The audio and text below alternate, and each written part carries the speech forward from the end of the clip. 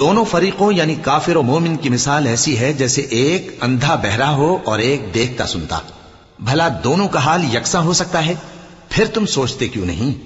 اور ہم نے نوح کو ان کی قوم کی طرف بھیجا تو انہوں نے ان سے کہا کہ میں تم کو کھول کھول کر ڈر سنانے اور یہ پیغام پہنچانے آیا ہوں کہ اللہ کے سوا کسی کی عبادت نہ کرو، مجھے تمہاری نسبت دردناک عذاب کا خوف ہے. تو ان کی قوم کے سردار جو کافر تھے کہنے لگے کہ ہم تم کو اپنے ہی جیسا ایک آدمی دیکھتے ہیں اور یہ بھی دیکھتے ہیں کہ تمہارے پیراؤ وہی لوگ ہوئے ہیں جو ہم میں ادنا درجے کے ہیں، اور وہ بھی سطحی رائے سے، اور ہم تم میں اپنے اوپر کسی طرح کی فضیلت نہیں دیکھتے بلکہ تمہیں جھوٹا خیال کرتے ہیں. فرمایا کہ اے قوم دیکھو تو اگر میں اپنے پروردگار کی طرف سے دلیل روشن رکھتا ہوں اور اس نے مجھے اپنے ہاں سے رحمت بخشی ہو جس کی حقیقت تم سے پوشیدہ ہو گئی ہے، تو کیا ہم اس کے لیے تمہیں مجبور کر سکتے ہیں جبکہ تم اس سے ناخوش ہو؟ اور اے قوم میں اس